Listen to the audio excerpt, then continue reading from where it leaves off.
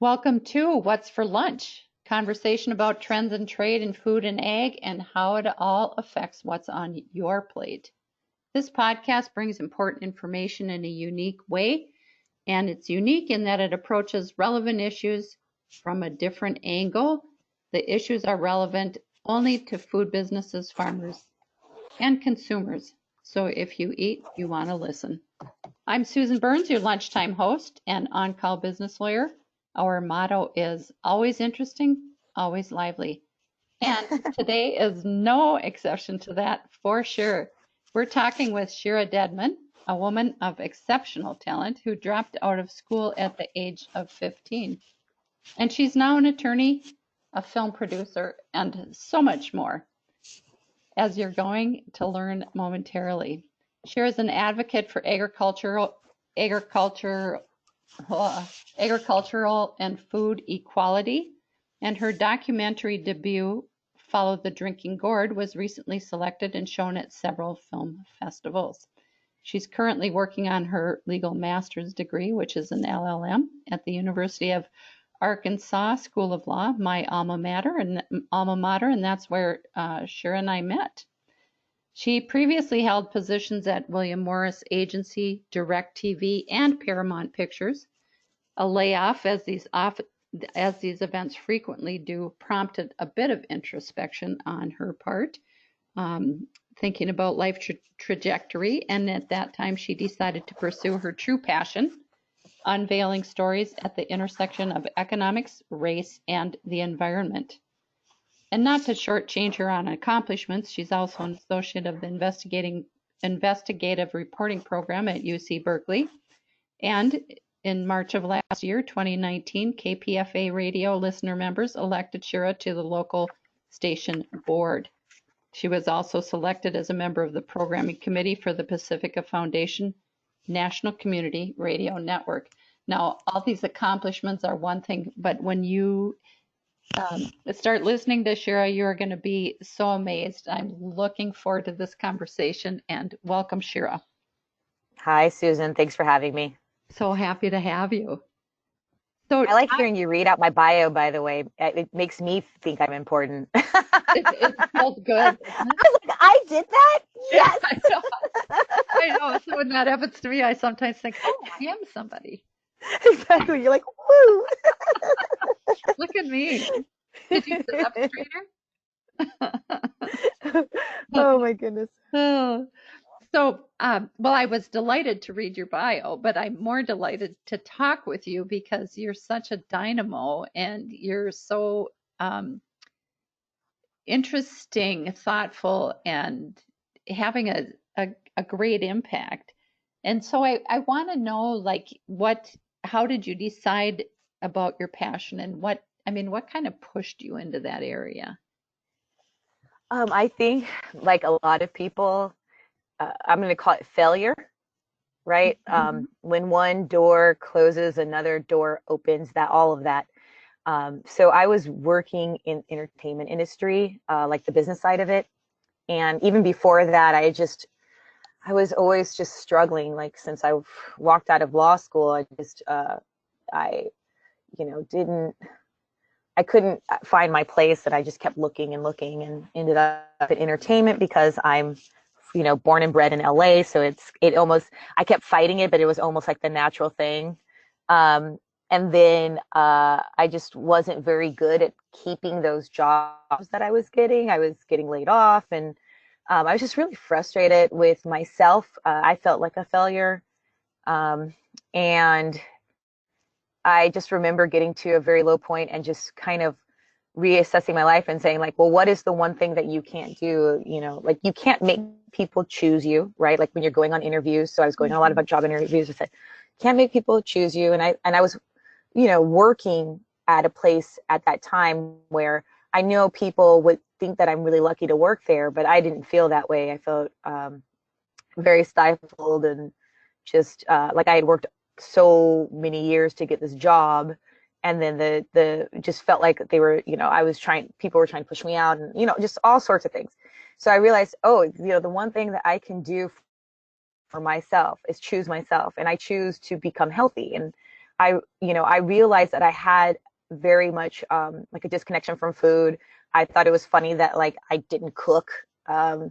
Just I don't know, but I knew that if I wanted to become healthy, I was going to have to start cooking, Hmm. and just eating better foods. And then once I started cooking and eating better foods, I that started to grow because I did start to become more healthy, um, and I did things like give up sugar, and this medical problem that I had had for let's say 10 to 15 years at that point went away. And that's when I was like, oh my gosh, like what we eat really does matter. And it really just changed my whole perspective on everything.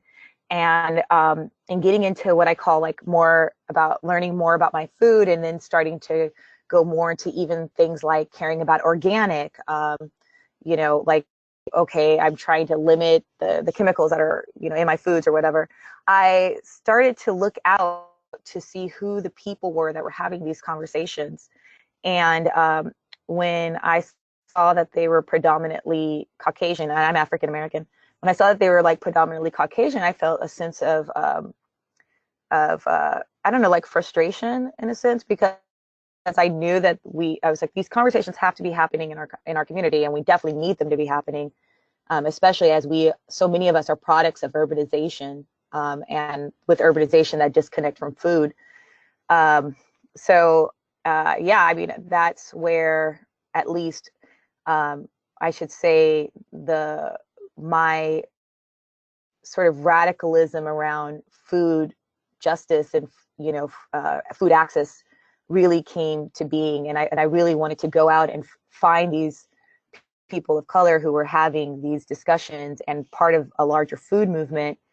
And so when I was laid off for the umpteenth time, I decided that, I'm going to go pursue finding these stories and telling this story, because to me it's really, really important.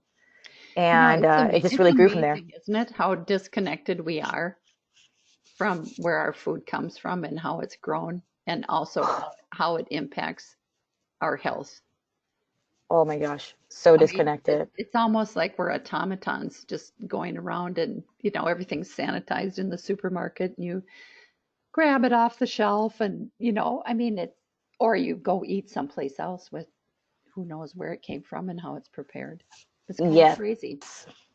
yes. And Even though when you talk about being radical about food choices, I mean I'm perceived a lot of times by my friends and colleagues as the crazy person, but when you think about it, what's really crazy is that we pay no attention to, you know, pesticides, corporate farming, what it does to small farmers always, and yes, the struggle of farmers of color.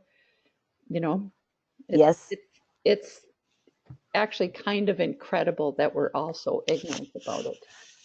Well, yeah, and really realizing how all of that is connected. And I mean, really, because a lot of times when we talk about these things, let's say small farmers, black farmers, we talk about them as if they're separate, they're Yeah. separate issues, but really they're all a part of the same sort of systemic issues. So I think for me, like especially when I was pursuing like just learning more about what I'm calling the Black food movement, is so much of it is around urban agriculture. And that leaves out so much of the equation when we talk about our food systems, right? Mm-hmm. And that, so wanting to know more about that, like how do we help? Well, first of all, the black farmer there are lots of rural black farmers, right? So first of all, it's that realizing there's also a huge disconnection between rural and urban, um, like communities. Mm. And so it was just realizing that there was so much more to this picture, that I needed to learn.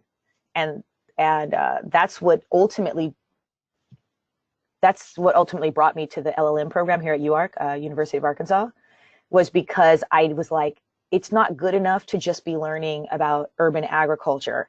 I need to understand like traditional agriculture and those systems that are in place, because ultimately that impacts, the food we have access to in the grocery store. Right. That was all. I mean, that's how it all started. I mean, it basically just started with people farming, Hmm. but then I mean, all the systems developed based on that.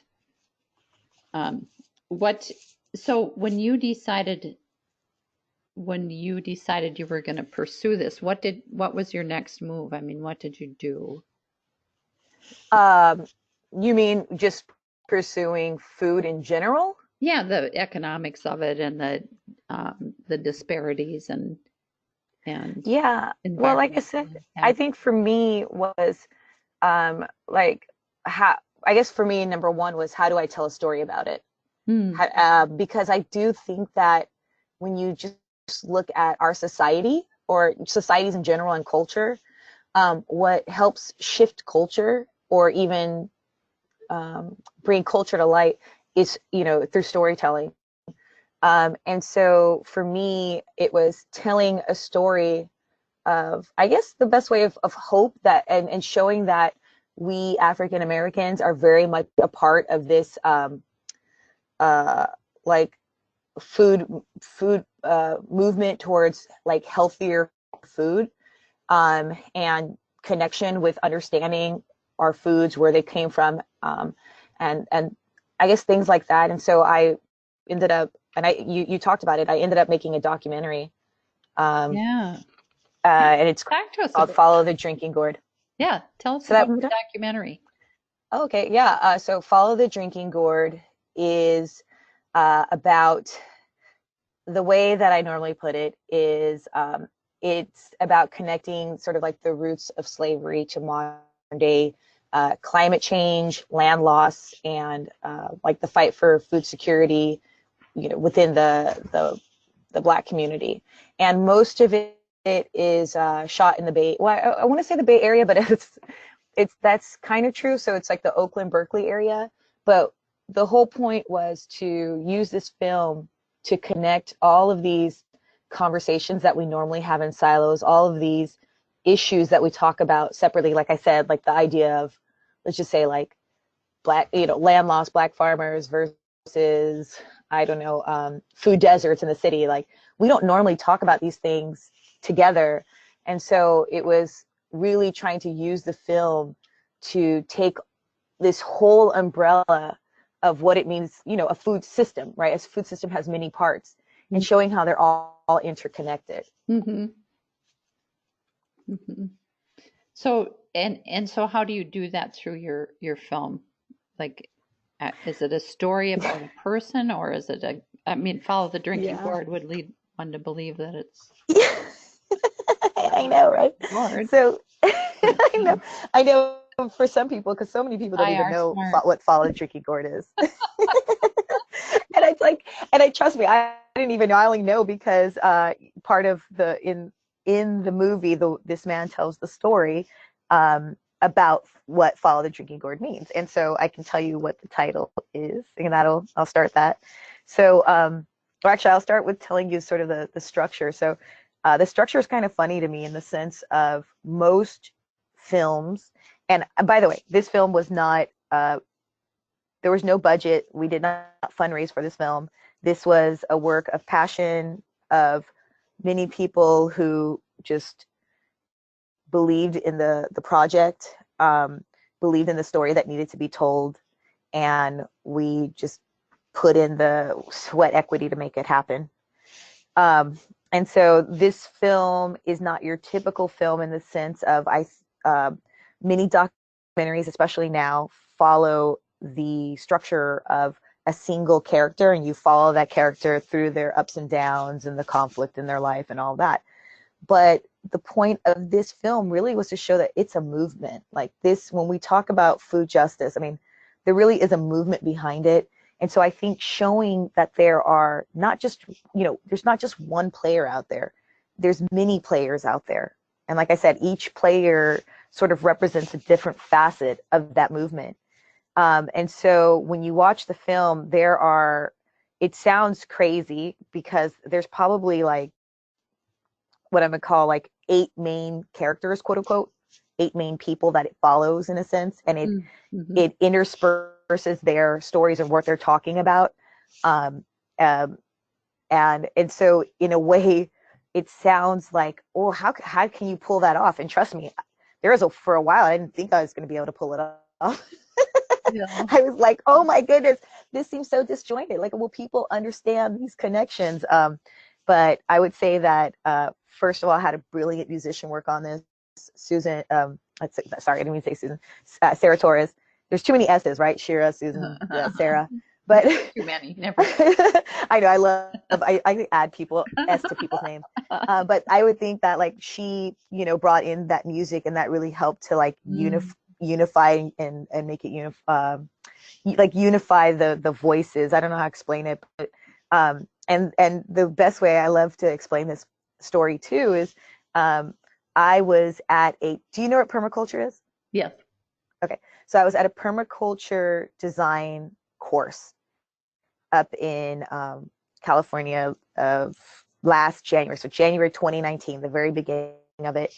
And I know that I sort of moved away from making this story about food. That's a whole nother story. The fact that I had actually moved away from that documentary. Okay. And so while I was there and I'm learning about, regenerative agricultural practices and things like that, I just got this feeling of just being like, no, that story, the story of food, especially in the Black community, the story needs to be told. And I used a permaculture um, principle, which is use what you've got.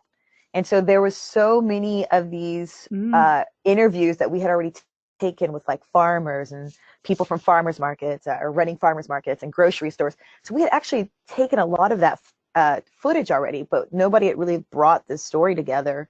And so I knew all this footage existed. I was a part of a lot of like taking this footage or, these directing or producing or, whatever, all of these sort of, I'll just say vignettes or just footage. And so I just went back to my film collective and and the people the various people I worked with, and I said, I really want to make a story about food, and we have all this footage. So I'm just, basically, can I use all this footage? And everybody was on board because I think everybody, ultimately wanted a story to be made. It just wasn't really coming together. There lacked organization, all that stuff. So so I just use what you've got, and went in and looked at hours and hours and hours of footage, tried to pull together a story from that, did like some initial editing and all that, and then went back and ended up realizing, okay, how much of the story I wanted to tell was missing, and how sort of disjointed it was, and how things needed to be reshot. And then in that, just, serendipity, like things. Yes. So have you ever heard of Leah Penniman? No. Tell. She's amazing. She's a farmer out of New York. She started Soulfire Farm, and they run like a Black and Latinx like youth farmer program. I mean, they're just doing so many things, and I followed her at that point. I'd been following her probably like 4 years. She does a lot of writing, like a lot of article writing. You can read her articles in like Yes Magazine, Civil Eats. So I had been following her, and Penniman? so Penniman. Penniman, Penniman. Pennimanana. Yeah, Okay. and she's the author of Farming While Black. Okay. And it's a great, great book. It's more of like put together like a textbook, and she's a teacher, so that kind of makes sense. But it is, I mean, I bought the book, I bought it, and I was like, oh my gosh, everybody should have this book. This is like everything I needed to hear and read, and she just lumps it all together.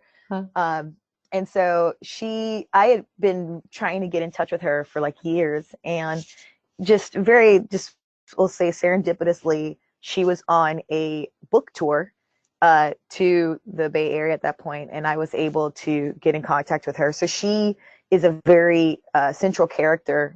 Again, I hate using the word character, but I don't know how else to put it. She's a central voice in this documentary. And then we also included her sister was there, Naima, and Naima Penniman is just this wonderful, beautiful, like spoken word. I don't know what to call it, like spoken word / hip hop artist. She's part of a duo called Climbing Poetry. And so she performs, and we were just like so happy to have caught this. It was just like amazing. She performs a poem, and so we included that into the film, and it really goes to the heart of it. It's about soil, and so yeah, I mean, it's just this, and then we were also there just to capture sort of an interview of another. We were in Sacramento, which isn't very close to. If you know California, it's not very close to Oakland. No.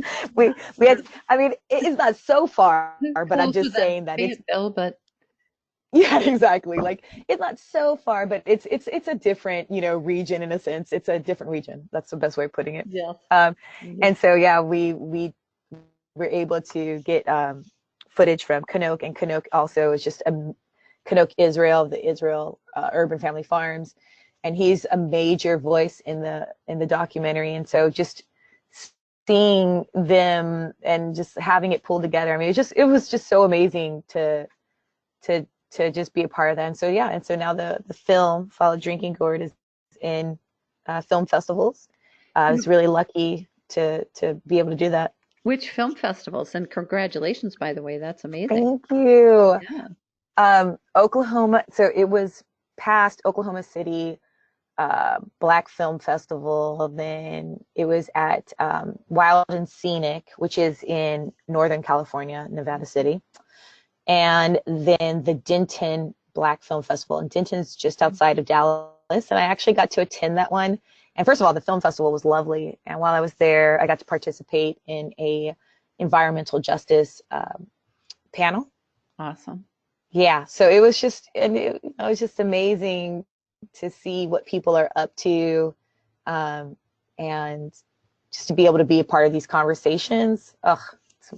It's pretty amazing. Mm-hmm.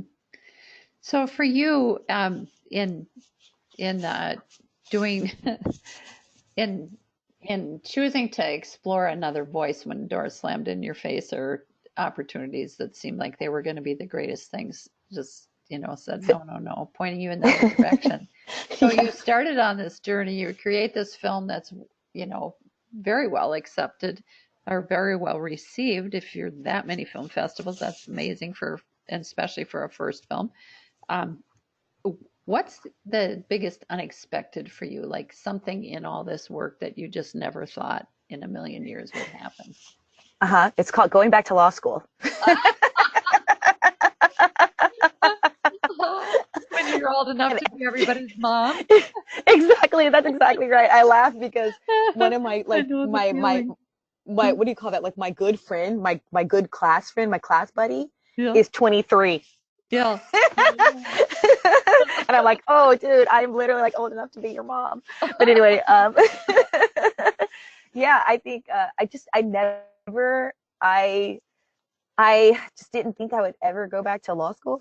I didn't think I'd ever go back to school, let alone from dropping law out school. at 15 to going back to school after you've been out and had several successful career moves.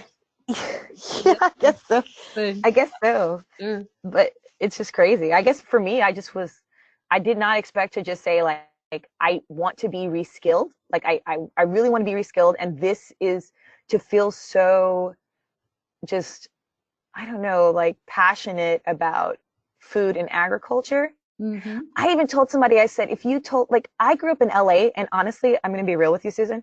I was afraid to like even come to what I'm going to call like the South, or like leave anything that wasn't on the coast, because I had this irrational fear that people were just going to kill me. Wow. And yes. And I don't think I'm the only one that has this kind of irrational fear of anything outside of California. I'm saying, especially as like a Black person, right? Like you're taught, like, we ran away from the South. We ran away from those areas for our protection. Yes. Yeah. So I grew up with this totally just crazy sense. Yeah. Like just irrational fear of it. So first of all, if you had told me I was going to go back to law school, I thought you were crazy, let alone move to the South. Exactly. So here I am, like, a girl from LA, city, or like, from the city, and like, from California, no less, because we're a special breed in California. I know. And I'm sitting here in law school in the South, in Arkansas. So just, you never know where life will take you if you, like I said, if you let it be, if you're just open to it. But I am in this master's of this basically legal master's program. I like the way you put that, legal master's. And it's just like the people, the things that I'm learning. I mean, I don't really think I would have learned outside of this space. So I'm just in awe, like, of how much, when we talk about, we just say the words food and agriculture, but that just encompasses so much that, gosh, Oh I my had no clue gosh, I about, know. right? It is. And Right. I finished a couple years ahead of you, and I mean, I know way more than most lawyers because there are only two programs in the whole country. But it's such a huge field. It's like you start just digging into the surface, even though you spend a whole year just focused on nothing but. And so it is pretty amazing to me. And um, well, for me, it's a delight to talk to somebody who likes it as well as I do. But I know, right? We're nerds. I was going to say a fellow nerd, and I'm like, fellow isn't the right word, but what do I say? They are more nerdness. So we just have a couple minutes left, unfortunately. Maybe we'll have to Okay. talk again a little later. But Sounds good. I want to know a couple things from you. Okay. I always ask people because it's what's for lunch. How is what you're doing having an impact on what's on people's plates, or how do you hope it will? And then the last question, of course, is where do we find you? How do we see your film? How can we follow you? And those kinds of things. So, Okay. How do I hope to impact on people's plates? mhm. Oh gosh, yeah, because I mean, ultimately, that's what this is all for. For me, I would say that people are eating more food as opposed to food like Mhm. substantive, that people are starting to realize that, like, this issue of I cook or I don't cook is how do I say this, just it's really a big issue, and that you don't understand how your choices are being shaped by, let's say, like, laws that are out there, by decisions that our government is Oh, no making, kidding. right? So the We have a more that whole I can, separate panel on FDA approved.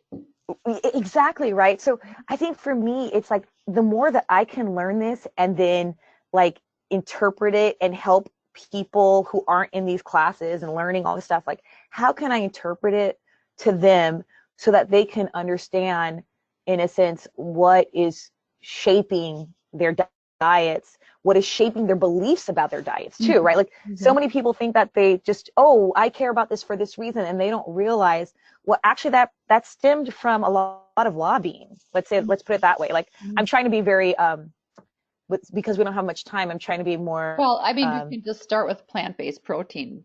exactly. Um, Exactly. like, I holy know. smokes, people, and it gives people this sense of holier than thou entitlement. Yes, Like, I'm not killing animals. Well, yes, okay, hold yes, on a second here. But yes. I Oh, think okay. we have to have a lot of more conversations. But Yeah, that's why I said I was trying not to go there, because so many, especially because I'm coming from the Bay Area, which, like, most oh people yeah, are like vegan and vegetarian, right? yeah, And and I'm a meat eater, by the you've way. got the Memphis meats there Yeah, and all that yeah, kind of stuff too, which is yeah, what I usually exactly. make paper on. Oh, really? Yeah, That's funny. Oh, yeah. and that's what I was going to say. Yeah. So you can imagine what, yeah. And that's, oh, by the way, that's another reason I love being in the South right now. Like, in terms of having this class, I don't feel like this program that I'm in could have happened in California. No. Um, because here you have so many more voices Hmm. and people with knowledge. Like, I now can talk about cow calf operations. Cow calf. Do you think I even knew what that was, like, on any level?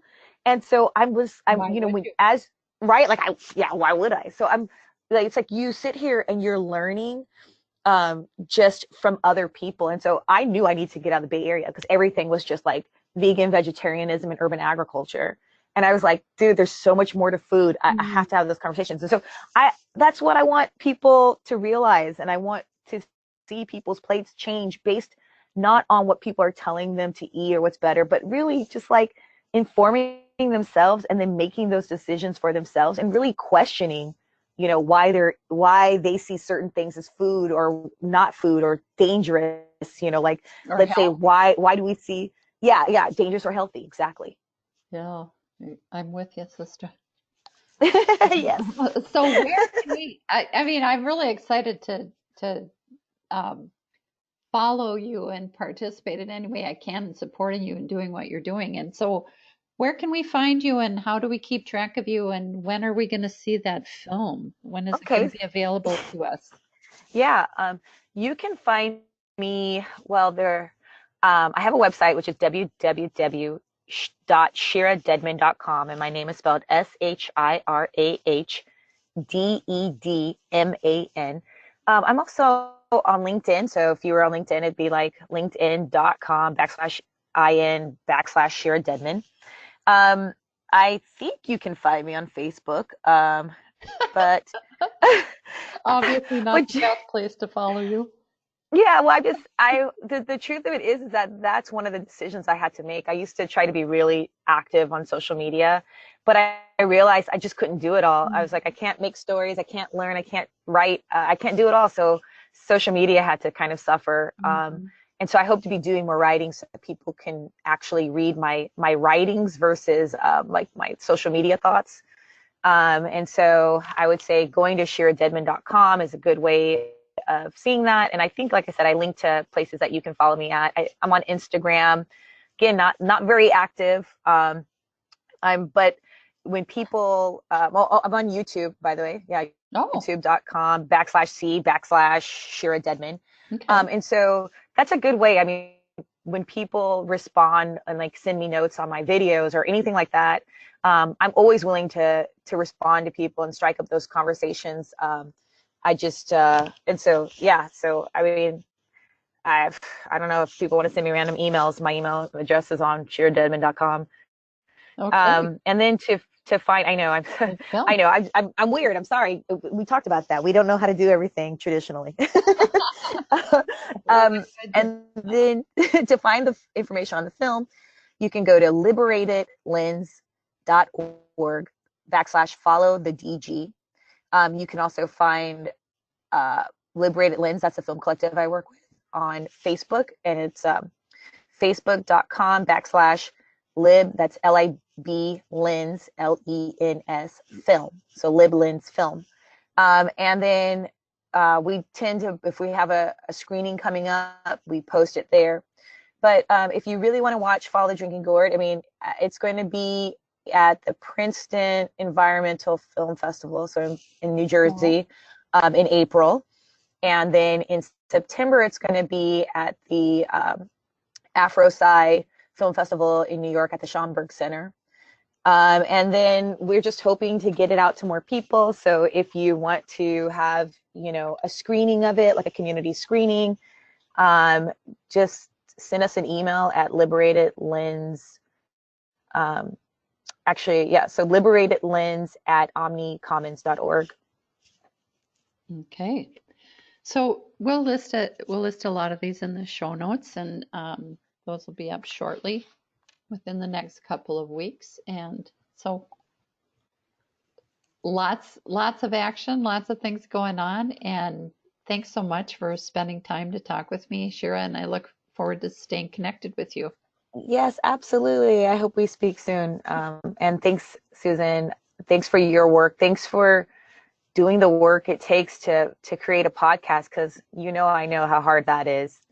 Um, and so no, it's really amazing that you're doing that and trying to get these conversations out there. It's really important. Important. It's important for all of us. Yeah. Mhm. So much. Have a great day. Okay, have a great day. Have a good Okay. one. Bye. Bye-bye.